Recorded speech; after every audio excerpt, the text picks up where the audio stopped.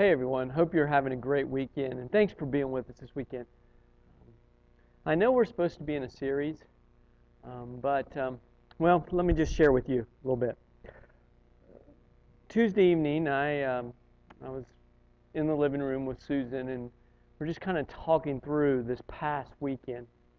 And I just kind of felt like that God had just, in a way, I just all of a sudden just felt that needed to change up this weekend's message. And I, as the week's gone on, and listening to different people's conversations and the different conversations I've been a part of, whether it be on social media or even over the phone, or listening to people, even over the past couple of weeks, I just feel like that this weekend, where we're going to plant ourselves, is exactly where we need to be. So I want to ask, if you will, hopefully you got your Bibles with you, have something with you to take notes, and look with me over at a time in Jesus' life, and he has the disciples with him over in Mark chapter 4. Mark chapter 4, we're going to look at verses 35 through 41. And while you're getting ready there, and while you're just getting ready to take notes and just getting yourself situated, I want to go back to Monday morning. On Monday morning, I told Susan and Jenna that I needed to get some work done at the church, and I had some calls I needed to make, had a video I needed to shoot, just had some things to get done. And if they could be patient with me throughout the day, then that evening that I would take them out to eat, and we'd go shopping, and so we were all in agreement of that, or at least I was, and they seemed to be. So I got done with everything. In fact, got done a little early, and we headed out to do a little shopping, which we were just having a blast together as a family, at least that part of the family. And we stopped to get something to eat, and as we're making our way back home, my GPS redirected me when we came out of the restaurant and got in the car. My phone redirected me to go a certain way back home than the way we came, and it was more of a country setting. Wasn't real familiar with it, but Susan and I said, okay, we'll go. We get to see a new part of an area that we hadn't been before. So we took off, and we rounded about, went down through this small town, and headed out on this small highway. The next thing I know, there was this big thud in the road, and immediately my tire went flat. And just immediately it went flat. And I pulled off into this housing development. I looked at it and saw that the tire was completely gone. And about that time, I looked over across the house development, and there was this house there, and this guy had just pulled in, and he'd gone into his house. So I told Susan, I said, well, I think I can make it over to their driveway. So that's exactly what I did. I drove over into their driveway, got out, knocked on the door. This gentleman comes out, and for the next 2.5 to 3 hours, I deal with my car in this flat. And it just so happens that the small town that we're in, they had been working on the road, and I don't know if they were fixing a water line or what, or no matter, it doesn't really matter. They'd been digging and fixing the road, something where they had to dig this huge hole and dig up the blacktop and all that in the road. And all the rain that we were getting on Monday washed everything away. So across my part of the road, there was just this huge, gigantic hole. And it wasn't just my car that hit this hole. It was actually some other cars that hit the hole. So by the time 2.5 to 3 hours into this, we had the sheriff's department there. We had police officers there. We had other people coming around and all these different things like this. Needless to say, I was not a happy camper. I was upset. I was frustrated. By the time we got home, by the time I got into bed, my mind was racing. We tried to replace the flat. We weren't able to replace the tire. I have an all-wheel drive Mini Cooper. I'll talk about that in a little bit later, what that all meant for the evening as well. So I ended up having to have my car towed. I want to stop right there for a minute. Well, I'll share with you later on what took place, but I want to stop right there. that night, on Monday night, when I was in bed, my mind was racing. I was frustrated. I was upset. I had intended for, at least for Susan and Jenna and that part of the family that was with me, and for us just to have a blast. And we'd been having a really good time, and just seeing a new area and shopping, and we had a great meal and just great conversation, and just it was a great time together. And then all of a sudden, it just seemed like, just like the waves rolled up over us, it just seemed like all of a sudden, all the joy that we had was now all this frustration and all that. And I was so upset. I was mad, and I was mad at God. I was frustrated with God. I was ticked off, and I was worried, and I was anxious. And all throughout the night, I couldn't sleep. And Susan kept saying, "Will you please stop rolling around? Will you go to sleep?" And I just couldn't. I was trying to figure out, okay, what am I going to do on Tuesday morning? How am I going to get the tire fixed? What's all that going to look at? What if I did more damage to the car? All these different thoughts were running through my mind, and the more I kept thinking and trying to solve it, and all these different things. Any of you been there? I bet you have. I bet you have.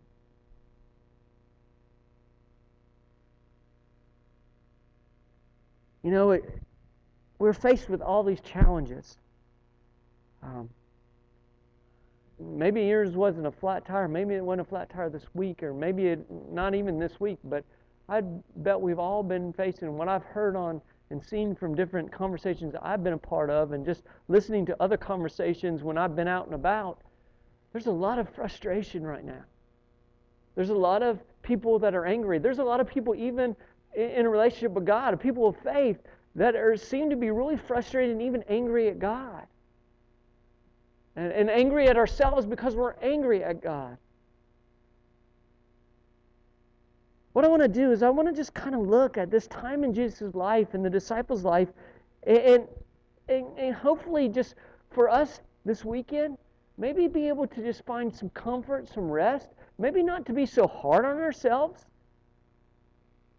and maybe some realization of just how God is moving in our lives, and give us a new perspective. In Mark chapter 4, looking over at verse 35, this is what it says. It says, "That day when the evening came, he said to his disciples, 'Let us go over to the other side.' Leaving the crowd behind, they took him along, just as he was in the boat. There was also other boats with him. A furious swell came up, and the waves broke over the boat, so that it was nearly swamped." So here's what's going on. They're heading out, and everything seems to be fine. And they're going across the water, and then all of a sudden these threatening clouds emerge, and this major thunderstorm, this outbreak, this pouring just comes on them, and the waves are just beating up against the boat. Now, as quickly as this storm must have come upon them, I would dare say it probably intensified or even brought about more fear upon those that are in the boat, because it came upon them so quickly. They weren't expecting it. They're overcome with fear.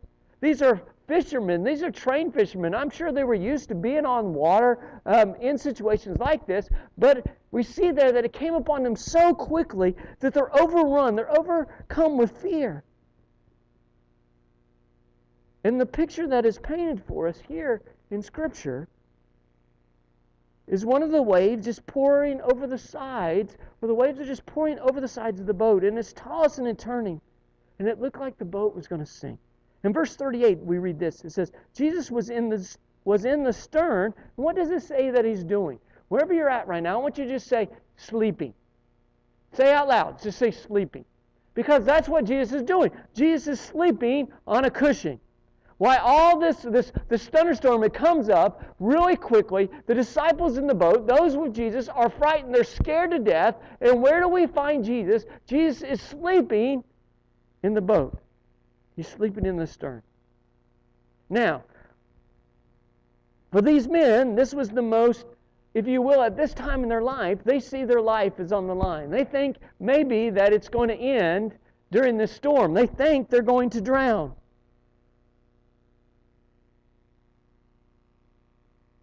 Or if they're not going to drown, maybe they at least maybe are trapped. They're going to be stranded out in the water for hours. See, these disciples, we have to understand how scared they are. They're frightened. They're scared to death. And where is the one that they've been following? Where is the one that they've turned to? Where's the one that they said they'd give everything for at this time in life, or they think they will? Where's their leader, if you will? He's sleeping. He's sound asleep in the stern.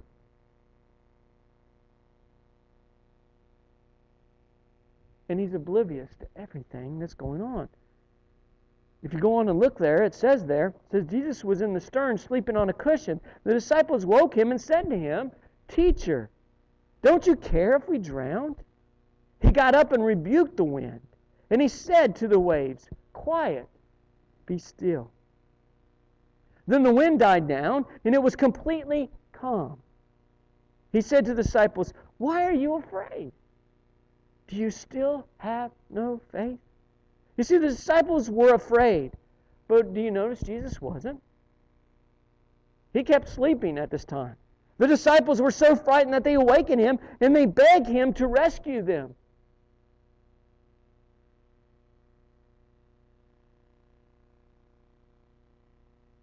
They begged him to rescue them.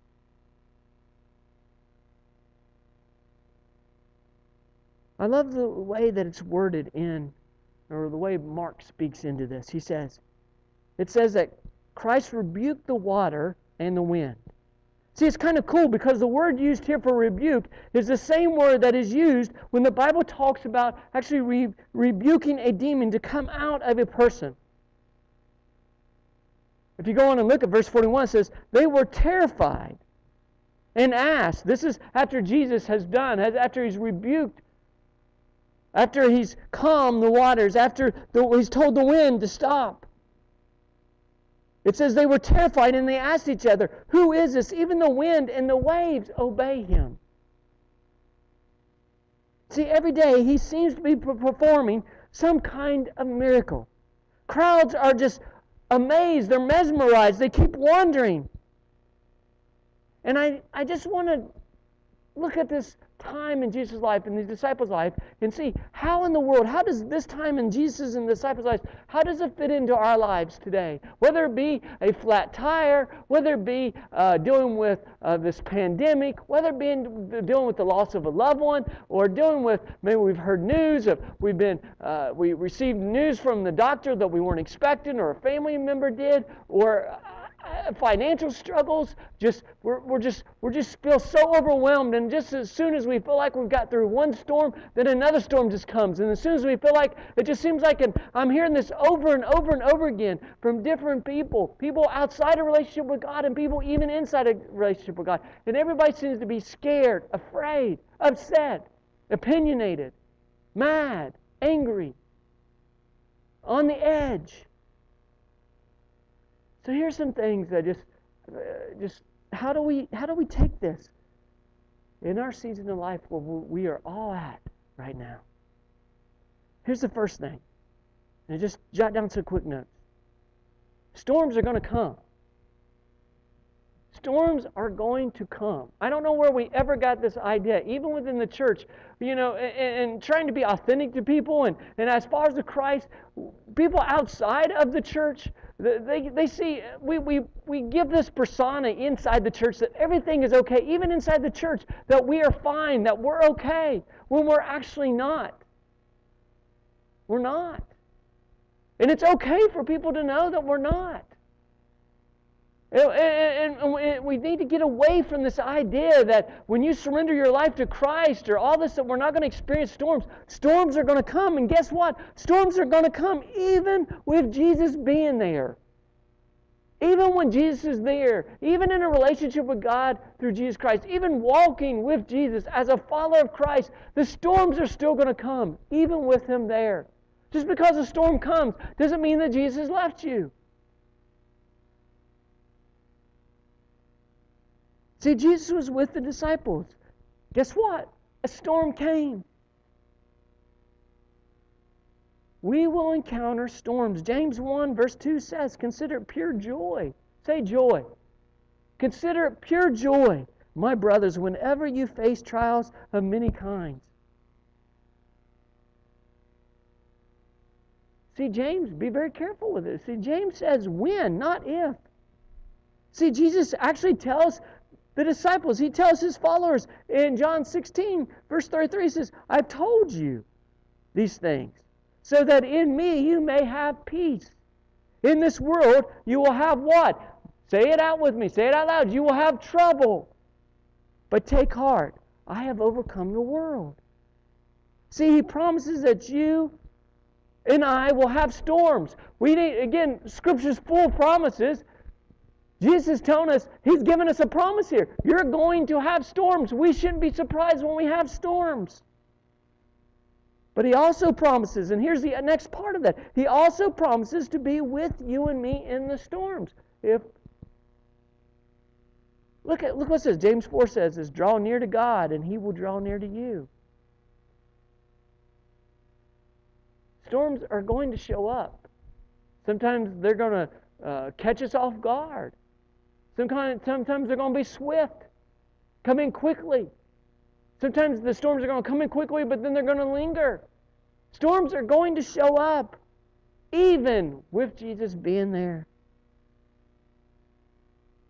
But even that, when the storms show up, here's the next thing that we can learn and we need to apply. Since Jesus is there, trust Him. Don't be thrown off guard. We shouldn't be thrown off guard. I shouldn't be thrown off guard when storms come. With Jesus, we need to trust Him. Proverbs 3, 5, and 6 says, trust in the Lord with all your heart, and lean not on your own understanding. In all your ways acknowledge Him, and He will make your paths straight. See, for many of us, there's a tendency to lash out at God. Monday night, I was upset. I was mad. I was frustrated. God, why? Everything, why? Why did this have to happen? Why now? Why in this moment? Why in this time? Why in dark? Why couldn't it at least been during the day? I understand the frustration and grief and the different stages and all these different things. But at the same time, anger doesn't help the situation. And it definitely doesn't help us when we try to fight against God. Mark 4, verse 38, it says, the disciples scream out, Teacher, don't you care if we drowned? Now, some people will say, maybe even for you you're thinking, or maybe you think where I'm going with this, is that kind of dogging the disciples, if you will. Their immaturity, their lack of faith, even Jesus speaks into that. But let's just paint the picture. We need to paint the picture. I think right now the world needs to see this picture. We say some stupid stuff sometimes. We say some stuff in our lives. We get angry, we get upset. Whether it be with our spouse, whether it be with our children, whether it be at work, or if you think of all the different things during your life, just in some things that just don't make sense, some things they're just stupid. And then when it comes to this relationship with God, we do some foolish things, we say some foolish stuff. And when you add on stress to that, stress can cause us a lot of times to say some things. We just kind of shoot from the hip, if you will. It's really no different than the disciples. Yes, the disciples, we can go into their faith and struggle with faith and trust and all that, but let's don't be too hard on them. Because the fact of the matter is we're right there. We're no different than the disciples. See, when we're in the midst of a storm, when anger erupts and doubt emerges and fear just paralyzes us a lot of times. I don't know about you, but I'll admit, I've shouted, don't you care if I drown? Don't you care don't you care this evening? I need to get home, God. Don't you care I have my family with you? Don't you care it's raining? I'm wet. I'm tired. Don't you care? Don't you care during a pandemic? I'm around these different people. I don't know if they've had their shot or not. I don't know if they've been tested for COVID. I don't know if they've been around other people. Don't you care? All these different things.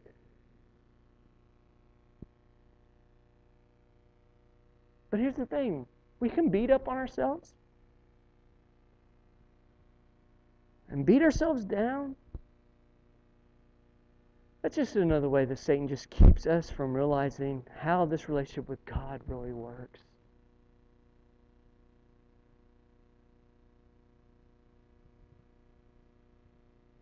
When I woke up Tuesday morning, not only was I still trying to figure out, okay, what am I going to do, but then I felt this feeling that came over me. I was so upset with myself because that I'd spent this whole night worrying and anxious and trying to figure it all out, and I knew God was there. I knew God was in it. I knew Jesus was there. I knew where I stood in my relationship with God. And so then I got, oh, wait a minute, why did I do this? Why did I spend all this wasted time? Well, I could have been sleeping. Why didn't I trust? That was Satan. And for so many of us right now, we are allowing Satan to have a hold on us. We're allowing us to beat us down when we make mistakes, when we say things, when we doubt, when we ask God, don't you care? That's just Satan, and we just allow him. Some of you, for several months, even for years, have been allowing Satan to keep you down and beat you down. And God wants us to be free. Even in the storm, God still wants us to be free.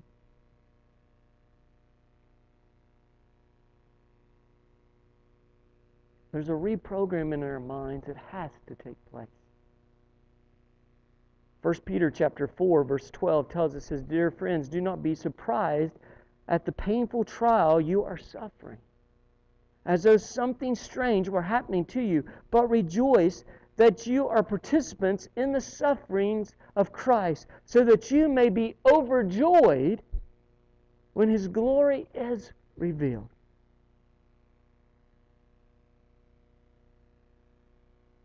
Jesus wants us to trust Him. Jesus deserves that. See, as we walk through life, as we do life on a day-to-day basis, the suffering, the trials, the problems, He walks beside us. He was saying to me on Monday night, He's saying to you right now, this weekend, trust me. Trust me, I got this. He says, I promise you, I got this. So we need to trust Him. We need to realize storms are going to come. Even with Jesus, storms are going to come. But we need to take it one step further. Here's the third application thing here, is not only to trust Jesus, and not only realizing that even with Jesus, storms are going to come, but we need to have enough trust, take our trust even a step further, and to realize that Jesus will calm the storm, that whatever the trial, the storm, whatever we are feeling at that time, that Jesus will calm it right at the right time in just the right way. In other words, He's got it all figured out. It's one thing to trust. It's another thing to realize, wait a minute, in God's timing, in His way, He's going to do it. I just trust Him in that. See, I don't want us to miss the full extent of this miracle. Because when God does a miracle, when Jesus does a miracle, He doesn't do it wrong. He doesn't do it halfway. He does it right. In His perfect time. In His perfect way. See, if we're not careful, what happens is, and for a lot of us, even sometimes we look at, maybe we see Jesus do one miracle, maybe we see God do one miracle, when actually God has actually performed multiple miracles. And this is a perfect place to see that. See, it's real easy for us to look and think that Jesus actually only performed one miracle, and if you're not careful, you'll miss it, but Jesus actually performs two. You see, when Jesus intervenes, He does what? He actually rebuked the wind. He says, peace. And what happens? The wind stops. Then He takes it a step further. He actually rebukes the water. He says, be still, be quiet, which literally means be muzzled. And guess what? The water becomes calm. Isn't this amazing? Jesus has the power over nature. See, Jesus calmed both the wind and the sea simply by His words. And Jesus can do the exact same thing in the storms in our life. So, what do we do with this story? What do we do with this time in Jesus' life? What do we do with this? Well, I think we can sum it up like this. David and his multiple prayers, we see over in Psalms 56, verse 3, we see David in part of a prayer. He says, when I am afraid, are you afraid right now? If you're not afraid right now, the time will come when I bet you are afraid. See, David says, when I am afraid, and he goes on and says, I will trust in you. I will trust in you. See, when we're with Jesus, no matter what's going on, we are safe. We are safe. And there is peace. Now, I want to go back to early on in this week. On Tuesday night, as Susan and I are kind of just, if you will, debriefing, we're kind of just walking through the weekend. We're kind of walking through our trip and definitely talking about what happened to us on Monday evening into Tuesday. And I just start to get flooded with all these thoughts that are running in my mind and started to realize just how God showed up in so many ways. And what I want to just share with you, I just jotted all these things down, and they're going to maybe seem off the wall, a little random. I'll try to explain some things real quickly to you, but so they're not in any specific order. I didn't want to put them in order. After I saw them, I didn't think, well, I'll go back and put them in order of how they happen. No, these are my thoughts. This is what I thought on Tuesday evening. Late into the night, as I'm just kind of looking at the weekend, specifically over what happened Monday evening and into Tuesday. First thing I jotted down was I was able to pull into someone's driveway and I was able to get off the road. The next thing I jotted down is we didn't wreck. It could have been a lot worse. Even Jenna commented on the fact, Dad, could we have flipped through that? Could the car have flipped? It could have been a lot worse. The owner of the house whose driveway we pulled into was actually home. Not only were they home, but they were actually willing to help. In an amazing way, they were willing to help. They made phone calls for us. They did amazing things. The guy's neighbor came over to help us. Without us knowing, a dear friend who actually called right after this experience, and I just called him back real quick and said, hey, I realize you called. I don't want to feel like ignoring you, but this is what we're going on. As soon as they got off the phone with me, it dawned on them that where we were stranded, we had an acquaintance friends that actually lived in the same area. They just weren't sure how close. And they actually called them and told them what was going on with us. And then they called us and actually, in the pouring rain, actually came to check on us. And it come to find out they actually lived less than 5 minutes away, these friends.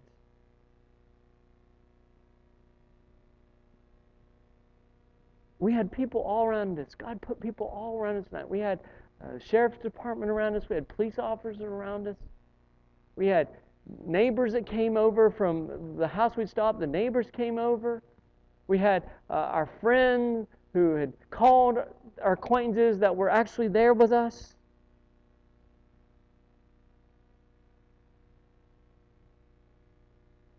God actually gave us. We ended up having to have my car towed to these acquaintances' house. That lived so close that we had the car towed there, so couldn't get nothing done on Monday night. Was going to do something on Tuesday morning, but we were able to get the car towed to them.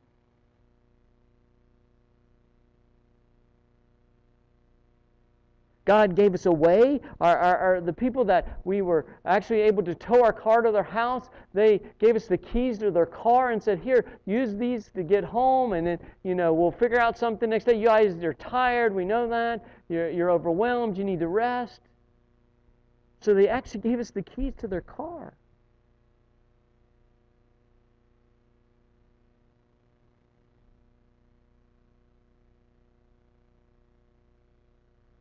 God not only provided us on Monday night, but then on Tuesday morning, the very first call that I tried to make, where looking for a tire for my car, I couldn't get through. They couldn't answer, and I was getting so frustrated. And I called this second number looking for a tire, and they answered, and they had the exact tire that I needed.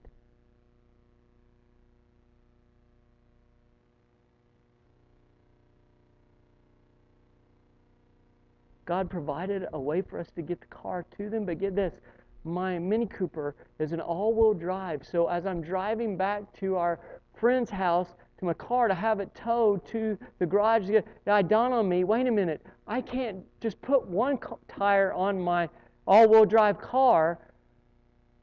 I'll do more damage to the car, my understanding, if I do that. So I'm talking through that with those that are going to replace the tire, and they said, yes, Mr. Goss, you're going to do that. So I ended up having to get all 4 tires, and it just so happens that the place that had the single tire for me actually had the exact 4 tires that I needed.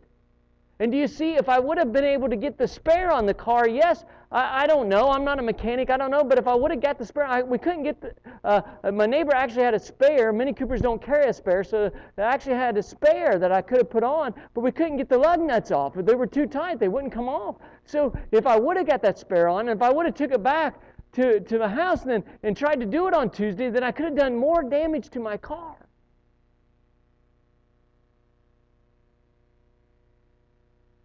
God provided the means to be able to get not just 1 tire, to be able to get 4 tires. And we had the opportunity through all this on Tuesday to spend more time with not only acquaintances, but actually to grow our friendship with these dear friends that just cared on us and loved us in this time of need. See, God provided for us in ways that on Monday evening, I wasn't seeing. It was cloudy. I was frustrated. I was upset. I was tired. I was mad at God. But when I took a step back, and realization is that God was there the whole entire time, through this whole process. There wasn't just one miracle that took place on Monday night and on Tuesday, but there was multiple miracles that God did. And I bet if you'll take a step back right now, wherever you're at right now, and just allow yourself to take a deep breath and allow God to be God, I bet you'll see not just God performing one miracle, but God performing multiple miracles in your life as He's setting up your life and doing multiple things. Here's the thing. Can you pray? Can you pray? Can I pray? Lord, when I am afraid, I will trust you. I'm going to trust you. Who is this that even the wind and the waves obey Him? I tell you who He is. He is the one who was predicted and prophesied hundreds of years before. He is the mighty God. He is the wonderful Counselor. He is the everlasting Father. He is the Prince of Peace. Will you trust Him? I hope everybody just has the rest of a great weekend. Take a step back. Take some time through this weekend to commune with God. To remember by setting aside some time to that juice to remember the blood that was shed for us. Take some time, some bread there to break open that bread, and that represents the body of Jesus that was bruised and battered for us. That we do what Jesus had told His early disciples as we talk about communion, Lord's Supper, that as often as you do this in remembrance of me. Maybe that's what you need this weekend. is to just stop and remember who Jesus is and what Jesus did for us. Not only did He go to the cross, not only did He shed His blood, not only was His body bruised and battered, not only was He betrayed, not only did people give up on Him, but He actually, not only did He die on a cross, but He actually was laid in a tomb. But not only did He lay in a tomb, but that tomb is empty because He rose from the dead. And He's at the right hand of God as our great defense attorney, as the great high priest. He's there on your behalf and on my behalf. Will you trust Him? Will you trust Him?